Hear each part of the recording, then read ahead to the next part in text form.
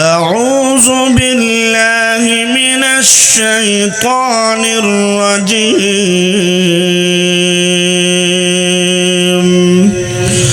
बिस्मिल्लाहिर रहमानिर रहीम। ये मकसद है कि दुनिया से जहालत दूर हो जाए, कलामुल्लाह से मोमिन का दिल पुरनूर हो जाए। या इलाही जब तक के मेरे जिस्म में जान रहे, तुझ पे सदक़े तेरे महबूब पे कुर्बान रहे। मैं रहूं या न रहूं पर दिल की है ये दुआ, दीन अहमद और इज़्ज़त कुरान रहे। ये लाइट को थोड़ा सा ऊपर की तरफ कर दे, आँखों में पड़ती है।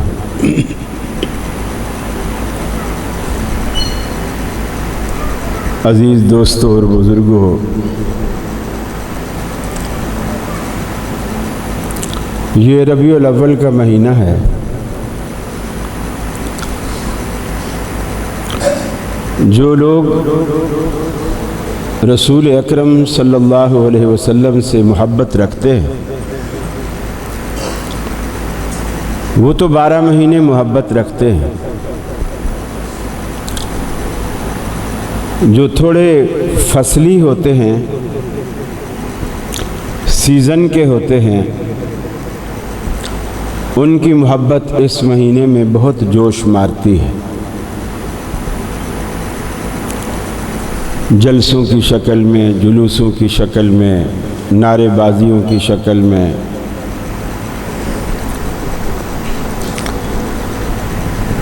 मुझे अच्छी तरह याद है, टीवी प्रोग्राम में हनीफ कुरैशी ने एतराज़ करते हुए कहा डॉक्टर आमिर लियाकत मरहूम से कि डॉक्टर साहब इनसे पूछें,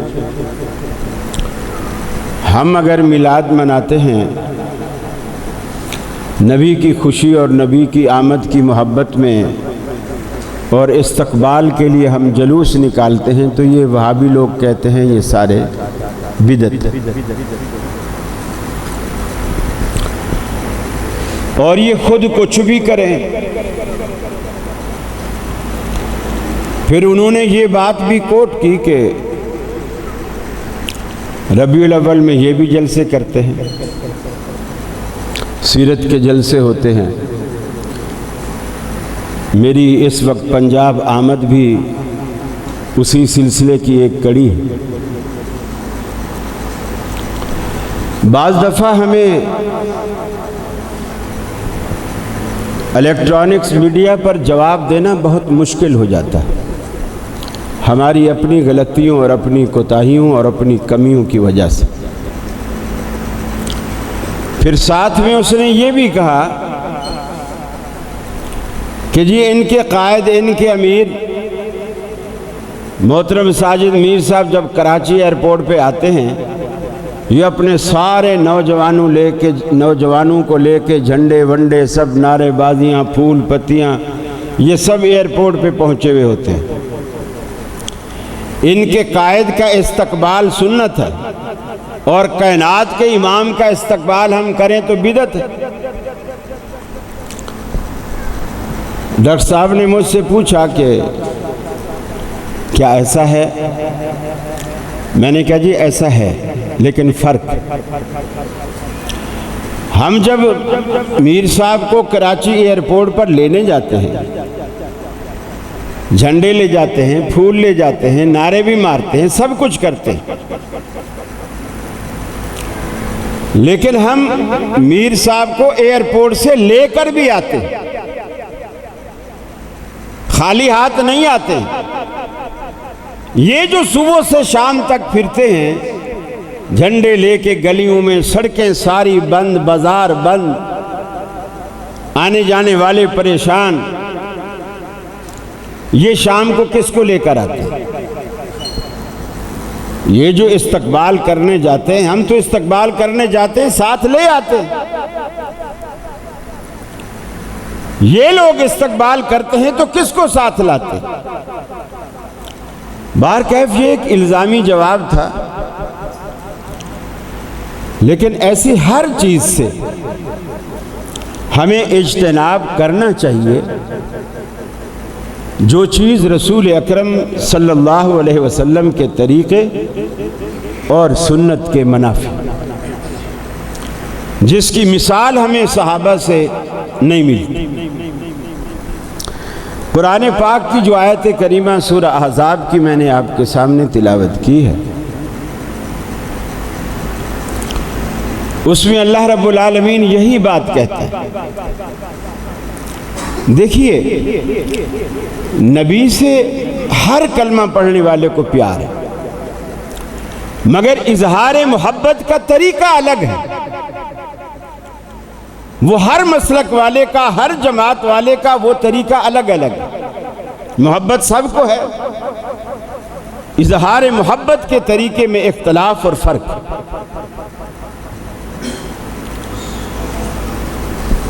जैसे नबी रहमत सल्लल्लाहु अलैहि वसल्लम ने अपने विलादत वाले दिन को याद रखा, आप नहीं भूले, आपने याद रखा, लेकिन इस तरह याद नहीं रखा जिस तरह आज पाको हिंद में बड़े सगीर में लोग याद रखते, इस तरह नहीं रखा। आपने रबीउल अव्वल को याद नहीं रखा, 12 तारीख को भी आपने याद नहीं रखा। आपने विलादत वाले दिन को याद रखा, जिसे आप सोमवार या पीर कहते हैं या मंडे कहते हैं। इस दिन को आपने याद रखा। आप 2 रोजे हर हफ्ते रखा करते थे, जुमरात का रोजा भी रखते, पीर का रोजा भी रखते। सहाबा ने पूछा, या रसूलल्लाह सल्लल्लाहु अलैहि वसल्लम, ये जो आप पीर जुमरात का रोजा रखते हैं, इसकी कोई खास वजह है? आपने फरमाया, हाँ, जुमरात का जो रोजा है वो मैं इसलिए रखता हूं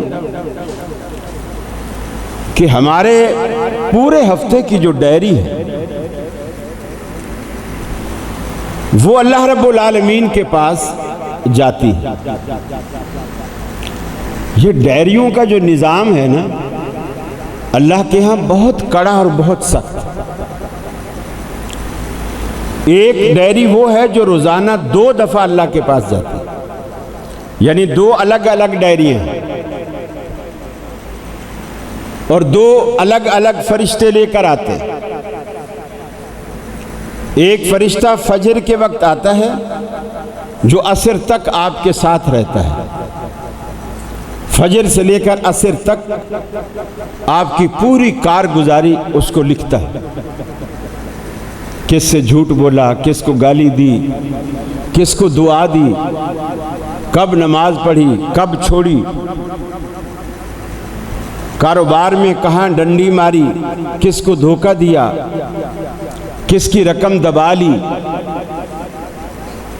किसके साथ नेकी की, वो लिखता रहता है फजर से असर तक। असर के वक्त दूसरा फरिश्ता आता है, डायरी भी दूसरी लाता है, और ये जो फजर से आया हुआ फरिश्ता था ये असर को चला जाता है, गोया ड्यूटी तब्दील हो जाती है। दूसरा जो असर को फरिश्ता आता है वो मगरिब, इशा और सारी रात ये आपके साथ रहता है, और फिर ये फजर को चला जाता है। रोज़ाना 24 घंटे में 2 दफ़ा ड्यूटी तब्दील होती है और 2 डायरियाँ अल्लाह के पास जाती हैं, रोज़ की रोज़, जिसे आप रोज़ नामचा कह लें, डेली डायरी कह लें, ये रोज़ अल्लाह के पास जा रहा है।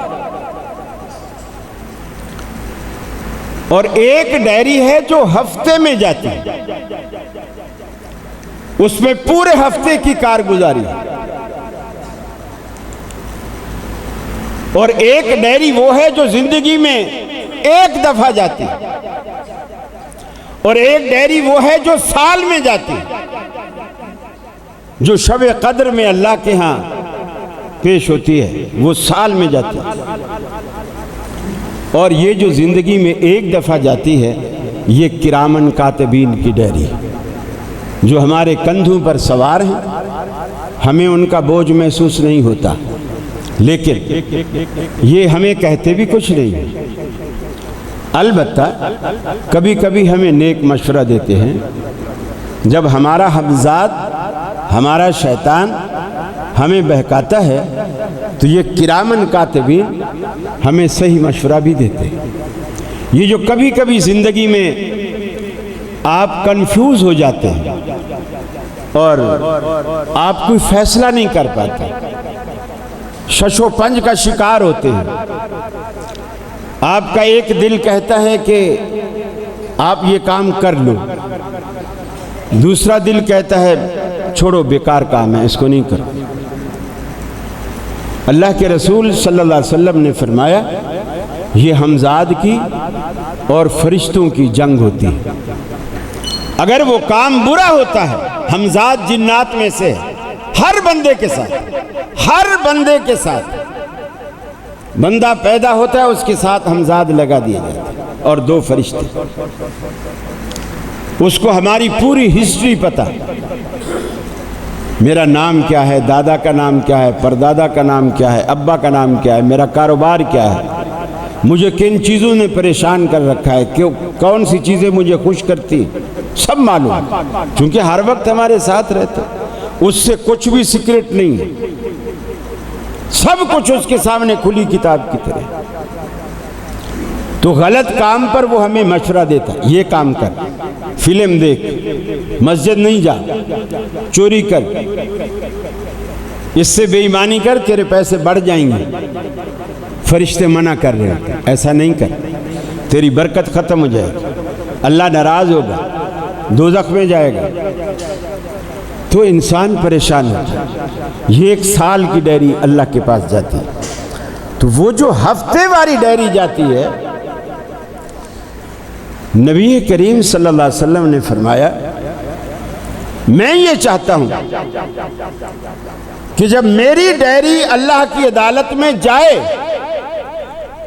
तो उसमें ये लिखा हुआ हो कि मोहम्मद सल्लल्लाहु अलैहि वसल्लम आज रोजे से। मेरे बारे में जब अल्लाह मेरी डायरी देखे, सरे फहरिस्त ये लिखा हुआ हो कि आज मोहम्मद सल्लल्लाहु अलैहि वसल्लम रोजे से, एक जज्बा है। अर्ज की कि पीर का रोजा क्यों रखते हैं? आपने फरमाया, मुस्लिम की रिवायत है, आपने फरमाया यौम वुलिदतु फी, इस दिन मैं पैदा हुआ, शुक्राने के तौर पर यह रोजा रखता हूं, इस दिन मैं पैदा हुआ। अब सहाबा की मोहब्बत का कमाल देखिए। सहाबा को जब यह पता चल गया कि पैदाइश वाले दिन शुक्राने के तौर पर मुसलमान को रोजा रखना चाहिए, तो सारे सहाबा पीर वाले दिन तो पैदा नहीं हुए थे। कोई बुध को पैदा हुआ था, कोई मंगल को हुआ था, कोई जुमरात या जुम्मे को पैदा हुआ था। यहाँ भी लोग जुम्मे को पैदा होते हैं और नाम रखते हैं जुम्मे खान। किस किस दिन किसकी पैदाइश थी? सहाबा ने ये नहीं सोचा कि यार अल्लाह के रसूल अपनी पैदाइश के दिन रोज़ा रखते हैं, तो हमें भी अपनी पैदाइश के दिन रोज़ा रखना चाहिए। कोई जुमरात को रखता, कोई जुम्मे को रखता, कोई अपना बुध को रखता, कोई मंगल को रखता, कोई इतवार को रखता, कोई हफ्ते को रखता। लेकिन सहाबा ने ऐसा नहीं किया। उन्होंने भी पीर और जुमरात का रोजा रखना शुरू कर दिया, हालांकि दिन रसूलुल्लाह की विलादत का। लेकिन सहाबा ने जो पीर का रोज़ा रखा वो इसलिए रखा कि हमारा रसूल इस दिन रोज़ा रखता है, रसूलुल्लाह सल्लल्लाहु अलैहि वसल्लम की मोहब्बत में उन्होंने ऐसा किया। अब इससे एक नुक्ता खुलता है, वो ये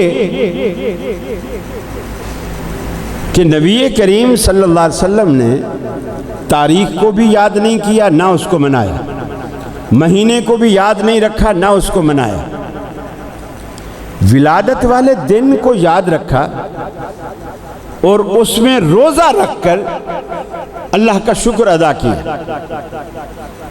अब हमारे यहाँ ये तसव्वुर है कि रसूलुल्लाह सल्लल्लाहु अलैहि वसल्लम की जो पैदाइश का दिन है इसका नाम है ईद मिलादुन नबी। ईद मिलादुन नबी कि नबी करीम सल्लल्लाहु अलैहि वसल्लम की विलादत का दिन है और ये ईद का दिन है। मुसलमानों का बच्चा बच्चा जानता है कि ईद वाले दिन रोजा रखना हराम, ईद वाले दिन रोजा रखना हराम। नबी करीम ने अपनी विलादत वाले दिन रोजा रखकर यह बता दिया पूरी उम्मत को कि इससे कुछ भी नाम दे लो, कम से कम ये ईद का दिन नहीं है। इसलिए कि ईद के दिन, अगर ये ईद का दिन होता तो रसूलुल्लाह सल्लल्लाहु अलैहि वसल्लम कभी रोजा न रखते। आपने रोजा रखकर ईद के दिन होने की नफी कर दी, इसमें नाराज होने की कोई बात नहीं। ये रसूलुल्लाह सल्लल्लाहु अलैहि वसल्लम का अपना तर्ज अमल। फरमाया या अय्युहल्लज़ीना आमनू ला तुक़द्दिमू बैन यदयिल्लाहि व रसूलिही, ऐ ईमान वालो, अल्लाह और उसके रसूल से आगे निकलने की कोशिश मत करो।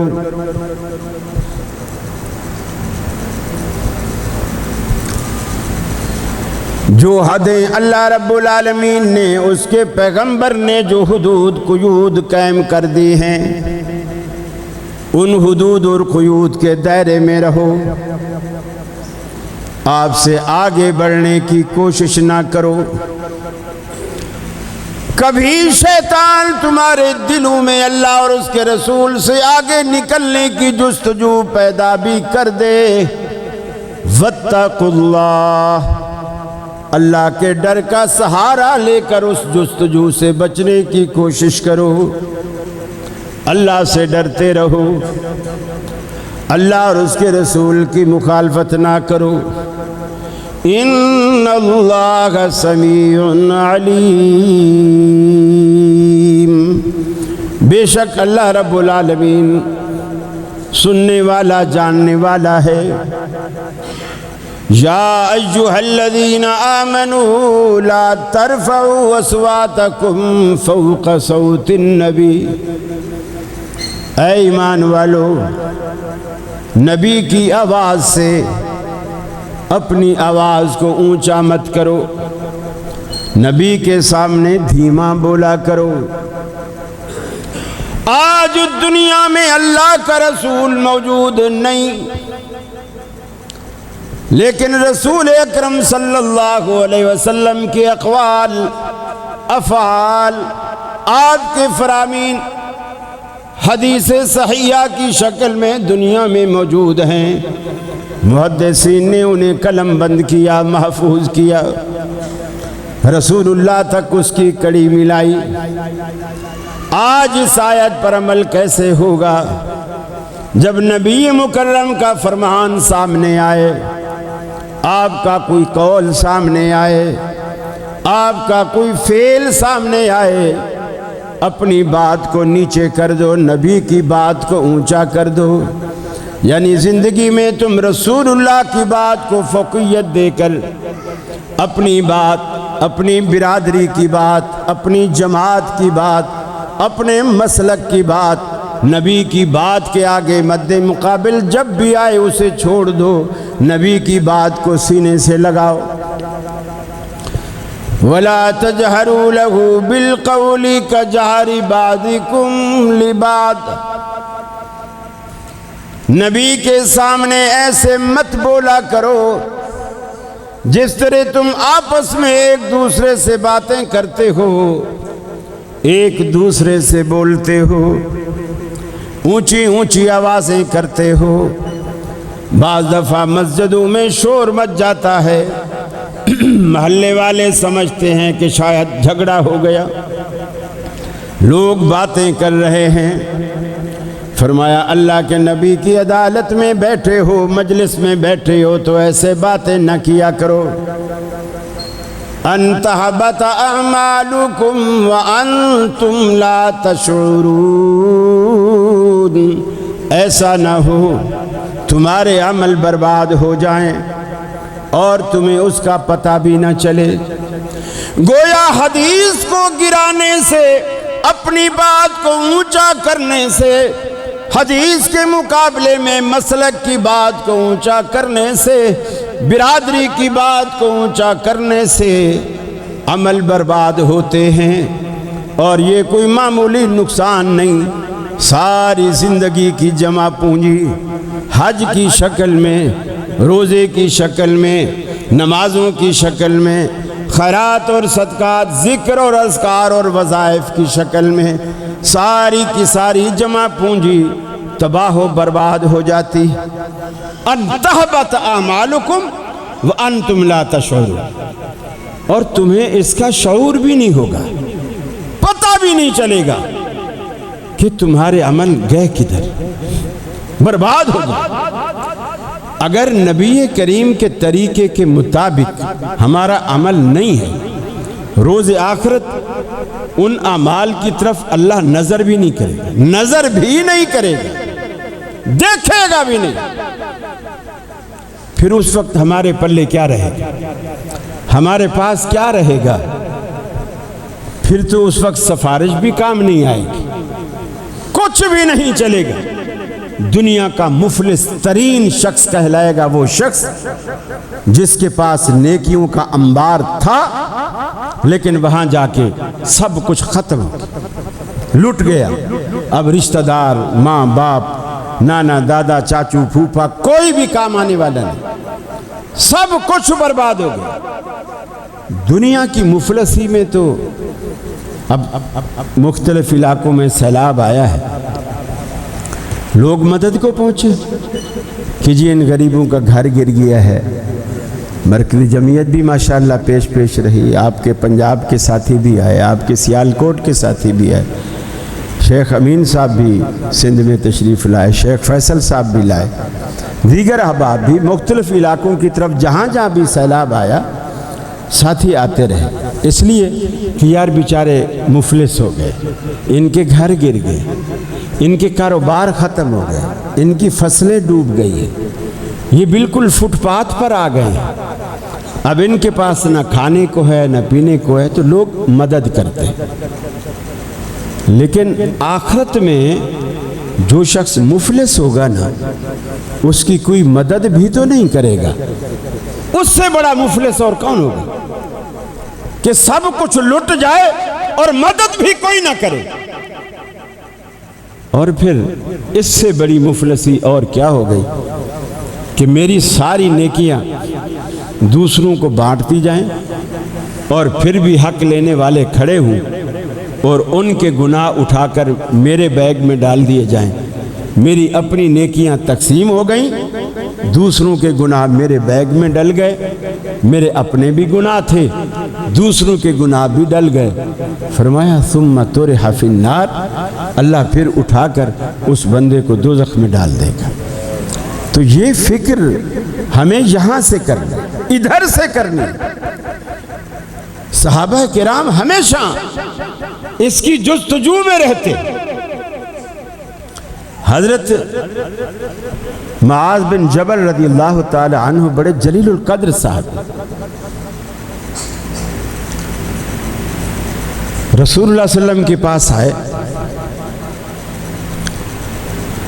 और आकर के पूछा, या रसूल अल्लाह सल्लल्लाहु अलैहि वसल्लम, मुझे अंदर एक गम लगा हुआ है, रोग लगा हुआ, जो मुझे अंदर ही घुन की तरह खा रहा है। जैसे गेहूं को घुन लगता है ना, अंदर से सारा आटा खा लेता है, बाहर से छिलका एक खौल बाकी रहता है। आदमी दूर से देखता है, कहता है ये दाना सही है। जब करीब से आके देखता है, उसको छोटा सा सुराख है, उसमें से घुन दाखिल हुआ है और अंदर से उसका आटा सारा खा गया है। अब वो बेवजन छिलका रह गया। माज कहते हैं, या रसूल अल्लाह सल्लल्लाहु अलैहि वसल्लम, मुझे अंदर ही अंदर एक घुन खा रहा है। हिया अस्कमतनी व अमरजतनी व असगनतनी, उसने मुझे बीमार कर दिया, बूढ़ा कर दिया, बोझल कर दिया। आप फरमाते हैं, माज क्या बात। अब देखो, हजरत माज सहाबी रसूल है, मस्जिद नबवी में नमाजें पढ़ता है, नबी के परचम तले जिहाद करता है, नबी की इक्तदा में नमाज अदा करता है, नबी की खिदमत करता है, नबी को वुजू कराता है, नबी मुकर्रम से मोहब्बत रखता है और दिल से रखता है, फिर भी फिक्रमंद है। फिक्रमंद किस बात से है? जब अल्लाह के रसूल ने पूछा, वो कौन सा रोग है जो तुम्हें अंदर ही अंदर खाए जा रहा है? हजरत माज ने कहा, या रसूल अल्लाह, दुल्लनी अला अमलिन इज़ा अमिलतहु दखलतुल जन्ना। बैठकर सोचता हूँ कि क़यामत वाले दिन जन्नत में दाखला कैसे मिलेगा, किस बात पे मिलेगा। मुझे कोई ऐसा काम बता दो, इज़ा अमिलतहु दखलतुल जन्ना, कि जब मैं उस काम को करूं तो अल्लाह ताला मुझे जन्नत दे दे। हालांकि वो सुन्नत के मुताबिक सारे काम करता है, नमाज भी सुन्नत के मुताबिक पढ़ता है, हाथ सीने पर बांधता है, रफुल यदैन करता है, आमीन ऊंची कहता है, इमाम के पीछे फातिहा पढ़ता है, फिर भी परेशान है जन्नत में दाखला कैसे मिलेगा। ये जो हमने चंद चीजें अपनाकर बेफिक्री जो साध ली है ना, कि अब हमें किसी चीज की फिक्र नहीं है, ये हमारी भूल है, ये हमारी गलती। बेशक ये सारी चीजें अल्लाह को महबूब हैं, लेकिन अगर बेफिक्री आ गई है तो ये काबिल तशवीश है। फिक्रमंद होना चाहिए, फिक्रमंद रहना चाहिए। आप अल्हम्दुलिल्लाह एक ऐसी जमात जिनका अकीदा कुरान और सुन्नत के मुताबिक है, दावा भी कुरान और सुन्नत के मुताबिक है, लेकिन उस दावे को साबित करने के लिए हमें दलाइल की तरफ जाना तो चाहिए ना। दलाइल तो हर कोई देता है, झूठे भी देता है, सच्चे भी देता है। यूसुफ अलैहिस्सलाम के भाइयों ने जब यूसुफ को कुएं में डाला था, दावा किया था कि यूसुफ को भेड़िया खा गया। ईमानदारी से बताइए, दावा सच्चा था या झूठा था? झूठा था। फिर 11 के 11 भाई धाड़े मार मार कर रोते हुए आए, मगरमच्छ के आंसू बहाते। इस रोने को उन्होंने बतौर सबूत के पेश किया कि अब्बा ये ना समझे कि हम कोई अपनी तरफ से कह रहे हैं। देखो 11 भाई रो रहे हैं धाड़े मार मार के, तो आखिर सच ही होगा।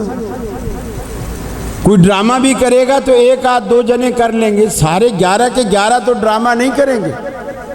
लेकिन पता चला कि 11 के 11 ड्रामा कर रहे थे। अब इससे यह भी जाहिर हुआ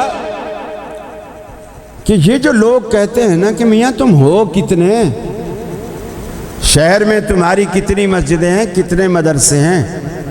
हमारी तादाद देखो, हमारी मस्जिदें गिनो, अपनी मस्जिदें गिनो, तुम हो कितने? तो ये मेयार नहीं है कि अगर एक तरफ ज्यादा हूं तो वो हक पर है। एक तरफ अकेले याकूब हैं और दूसरी तरफ 11 भाई हैं, उनको झुटलाने वाले अकेले, और ये कहने वाले कि यूसुफ को भेड़िया खा गया 11। नबी करीम सल्लल्लाहु अलैहि वसल्लम, फिर दूसरी बात, दूसरी दलील क्या दी? यूसुफ के कुर्ते को खून लगाकर वो भी पेश कर दी। अब हजरत याकूब अलैहिस्सलाम कोई अंधे मुकल्लिद नहीं थे। उन्होंने कहा, दूर से देखा कुर्ता खून लगा हुआ है, हाँ यार ठीक है, खा गया होगा। कुर्ते को करीब मंगवाया, हाथों में लिया, उसकी तह को खोला, टटोला, देखा यार कमीज तो कहीं भी भेड़िए का एक नाखून भी नहीं लगा हुआ। ऐसा लगता है कोई ऑक्सफोर्ड का पढ़ा लिखा भेड़िया था जिसने पहले कमीज उतारी, फिर यूसुफ को खाना शुरू किया, फिर उसके खून के छींटे कमीज पे डालता रहा। ये तहकीक तकलीद की जिद है, कसरत मेयार नहीं है। नबी करीम की मस्जिद में, मस्जिद नबवी में हजरत उमर आए। मस्जिद ऐसे भरी पड़ी है जैसे आप बैठे हैं और मस्जिद भरी हुई है आप लोगों से, सारे परेशान बैठे। हजरत उमर ने आकर पूछा, क्या बात, क्यों सारे सर झुकाए गमगीन बैठे हो? किसी ने कहा, उमर क्या आपको मालूम नहीं? कहा नहीं। बोले रसूलुल्लाह सल्लल्लाहु अलैहि वसल्लम ने सारी बीवियों को तलाक दे दी। रसूलुल्लाह सल्लल्लाहु अलैहि वसल्लम ने अपनी सारी बीवियों को तलाक दे दी। अब हजरत उमर को देखो, ये नहीं कहा कि भी अच्छा तलाक दे दिए, उसमें तो मेरी बेटी भी शामिल है। हजरत हफ्सा रसूलुल्लाह सल्लल्लाहु अलैहि वसल्लम की घरवाली थी, सिद्दीक़ अकबर की बेटी भी शामिल है। हजरत आयशा रसूलुल्लाह सल्लल्लाहु अलैहि वसल्लम की लाडली और प्यारी घरवाली थी। आपने जिंदगी के आखिरी अयाम भी उनके साथ उन्हीं के घर में बिताना पसंद की। हजरत उमर ये नहीं सोचा कि भी चलो तुम बैठे रो रहे हो, गमगीन हो, तो मैं भी तुम्हारे साथ बैठ जाता हूं, चूंकि इसमें मेरी बेटी भी शामिल है। कहा नहीं, मैं रसूलुल्लाह सल्लल्लाहु अलैहि वसल्लम से इसकी तस्दीक करूंगा। सारी मस्जिद कह रही है कि अल्लाह के रसूल ने तलाक दे दी सारी बीवियों को। हजरत उमर कहते हैं, मैं नहीं मानता, मैं रसूलुल्लाह से इसकी तस्दीक करूंगा। यह है तहकीक। रसूलुल्लाह सल्लल्लाहु अलैहि वसल्लम के पास गए, दस्तक दी दरवाजे पर, बाहर बिलाल है। आपने बिलाल से कहा, रसूलुल्लाह सल्लल्लाहु अलैहि वसल्लम से कहो उमर आया है, शर्फ बारियाबी का तलबगार है, आपसे मिलना चाहता है। बिलाल गए, अल्लाह के रसूल का जवाब लेकर आए। उमर, आपने मना फरमा दिया कि अभी आप नहीं मिल सकते, अभी चले जाएं, फिर किसी वक्त आना। हज़रत उमर समझ गए कि रसूलुल्लाह सल्लल्लाहु अलैहि वसल्लम ने ये समझा होगा कि मेरी बीवी हफ्सा, मेरी बेटी हफ्सा चूंकि रसूलुल्लाह सल्लल्लाहु अलैहि वसल्लम के निकाह में है, आपने ये समझा होगा कि मैं शायद अपनी बेटी की सिफारिश लेकर आया हूँगा। तो हज़रत उमर ने वहीं दरवाजे पर खड़े खड़े हज़रत बिलाल को मुखातब करके बज़ाहिर बिलाल को मुखातब किया और हकीकतन रसूलुल्लाह को वो मैसेज देना था जो वो देना चाहते। आवाज़ को ऊंचा कर लिया और बिलाल से कहा, बिलाल रसूलुल्लाह सल्लल्लाहु अलैहि वसल्लम से जाकर के कहो, अगर वो ये समझे बैठे हैं कि मैं अपनी बेटी की सिफारिश लेकर आया हूं, तो तो अल्लाह की कसम उन्हें जाकर के बताओ, उमर पूछ रहा है, अगर आप हुक्म करें तो मैं अपनी बेटी का सर कलम करके आपके कदमों में डाल दूं। मैं सिफारिश के लिए नहीं आया, अभी आपने ऐसा कहा और नबी मुकर्रम ने बिलाल से कहा बुलाओ। हज़रत उमर अंदर तशरीफ़ ले गए। सलाम दुआ के बाद पहला सवाल ही यही कि अल्लाह के रसूल, क्या आपने अपनी बीवियों को तलाक दे दी? आपने फरमाया नहीं, मैंने तलाक नहीं दी है, मैंने ईला किया। ईला कहते हैं एक बीवी या दो बीवी या जितनी भी बीवियां हैं, उनकी किसी बात पे नाराज हो जाए खामन, छोड़ना तो ना चाहे, तलाक ना देना चाहे, लेकिन नाराजगी का इजहार और एहतजाज इस शक्ल में रिकॉर्ड कराए कि मैं इतने अरसे तक आप लोगों के पास नहीं आऊंगा। इसकी ज्यादा से ज्यादा मुद्दत 4 महीने है, ज्यादा से ज्यादा मुद्दत 4 महीने है। इससे ज्यादा वो इला नहीं कर सकता कि मैं 4 महीने तक, इससे कम हो सकता है, 4 से ज्यादा नहीं हो सकता। हज़रत उमर ने कहा, या रसूलल्लाह, मस्जिद में तो सारे लोग यही समझ के बैठे हुए कि आपने बीवियों को तलाक दे दी, अगर इजाज़त हो तो मैं मस्जिद में लोगों की गलत फहमी दूर कर दूं। आपने फरमाया कर दो। अब वो वापस मस्जिद में है, लोगों से कहा कि लोगों, जो कुछ तुम सोच के बैठे हुए हो ये सारा गलत है।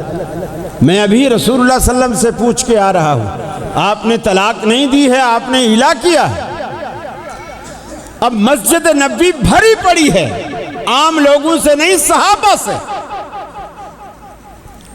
लेकिन मुझे बताइए, उन सब की बात सही थी या अकेले उमर की बात सही थी? किसकी बात सही? जाहिर बात है अकेले उमर की बात सही। अक्सरियत यहां भी गलत। तो ये मेयार अल्लाह ने कभी रखा ही नहीं है।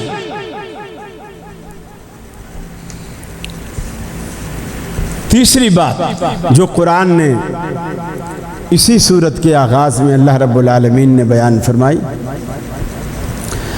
फरमाया इन्नल्लज़ीना युनादूनका मिन वराइल हुजुरात अक्सरुहुम ला यअक़िलून।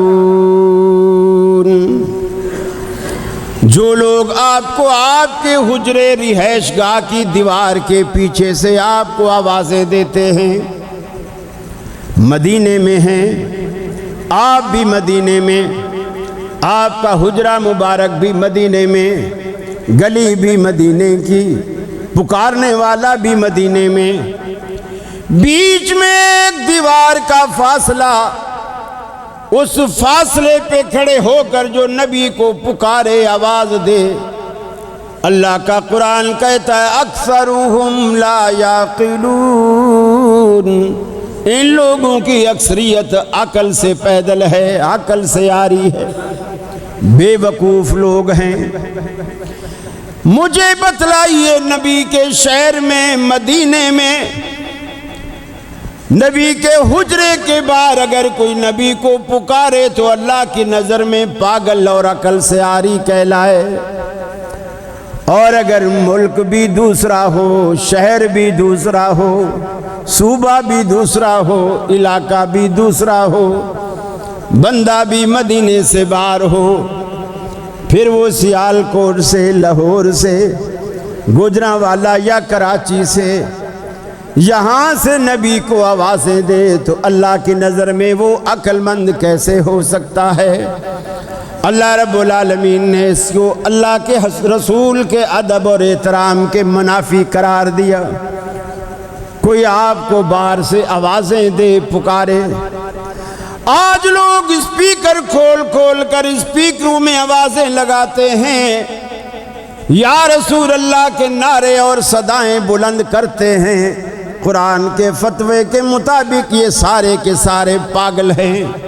अक्सरुहुम ला याक़िलून, इनकी अक्सरियत अकल से आ रही है, ये अकल से काम नहीं लेते, अकल के बगैर हैं। लोगों की बातों में मत आइए, लोगों के धोखे में मत आइए। जब भी ज़रूरत पड़े उसी को पुकारिए। वो आपकी दुआओं को, आपकी पुकारों को सुनता और कबूल करता है। बल्कि वो तो ये कहता है, मल्ला यसअलिल्लाह यग़ज़ब अलैहि, जो बंदा मुझसे नहीं मांगता अल्लाह रब्बुल आलमीन उससे नाराज हो जाता है। बंदों से मांगो तो बंदे नाराज हो जाते हैं, अल्लाह से ना मांगो तो अल्लाह नाराज होता है। अल्लाह कहता है, मेरे बंदे तेरी जो भी ज़रूरत है, तेरा जो भी दुखड़ा है, तेरी जो भी हाजत है, मेरे सामने पेश किया कर। हम खामखा गिले करते हैं कि रब्बुल आलमीन हम गुनाहगारों की सुनता नहीं, हम गुनाहगार लोग हैं, रब्बुल आलमीन सुनता नहीं। अल्लाह रब्बुल आलमीन कहता है, बंदे क्यों मेरा गिला करता है? मेरे दरवाजे पर एक मर्तबा आके तो देख, एक मर्तबा मेरे दरवाजे पर आके तो देख, तलब का दामन फैला के तो देख, अपना दस्ते सवाल उठा के तो देख, नदामत के दो अश्क बहा के तो देख, अपना दुखड़ा मुझे सुना के तो देख, मेरे लुत्फ़ो करम को आज़मा के तो देख। ऐ मेरे बंदे, तेरे आने में देर हो सकती है, मेरे राज़ी होने में हरगिज़ देर न होगी। क़ाल रब्बुकुम उदऊनी अस्तजिब लकुम, तुम्हारा दाता पालनहार तुम्हें कहता है, मेरे बंदो मुझे पुकारा करो, मैं तुम्हारी दुआओं को कबूल करता हूँ। अल्लाह बार बार कहता है, कुरान भरा पड़ा है। अब ये जो सीरत मनाई जा रही है, सीरत का पहला चैप्टर ही तौहीद है, सीरत का पहला चैप्टर ही तौहीद है। आपने अपनी तबलीग, अपनी दावत का आगाज तौहीद से किया। लोगों, तुम्हारा रब एक, जिनको तुम मानते हो ये झूठे, सिर्फ अल्लाह सच्चा है, बाकी सारे माबूदाने बातिल। वही इबादत के लायक, वही सजदे के लायक, वही पूजा जाने के लायक, वही इस लायक है कि उसके आगे आप हाथ उठाकर बैठे। ये एक अलग बात है कि वहाबियों में हाथ उठाने का रिवाज ही ख़त्म हो गया, सच्ची बात है। अल्लाह के आगे वहाबियों कभी कभी अल्लाह के आगे बैठकर, मस्जिद में कोई आप पे फतवा लगाता है ना, आप घर में बैठकर अल्लाह के आगे रो के मांगा कर, हाथ उठाकर मांगा कर, भिखारी बनकर अल्लाह से मांगा कर। अल्लाह के आगे कोई बंदा अपने आप को जितना बड़ा भिखारी बनाता है, अल्लाह उसको उतना ज्यादा ऊंचा ले जाता है, उतनी ज्यादा इज्जत देता है, उतना ज्यादा वकार देता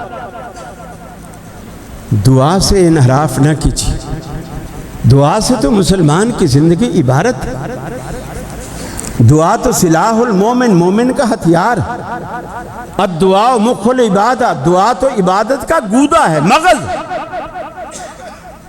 अब दुआ हुवल इबादत, दुआ ही तो असल इबादत है, और हम उसी से इनकारी हैं। ये बिदत, वो बिदत, वो बिदत, ये बिदत, बिदत बिदत करके शैतान ने हमसे बहुत सारी चीज़ें जो अच्छी थीं और हमारी ज़िंदगी की काया पलटने वाली थी, हमने वो भी छोड़ दी। एक बात अपने दिलो दिमाग में बिठा लीजिए, फ़र्ज़ों के बाद दुआ करनी सुन्नत नहीं है, आपकी ज़रूरत है। ये ज़रूरत, मैंने खुतबा दिया, मैं चश्मा लगाया हुआ।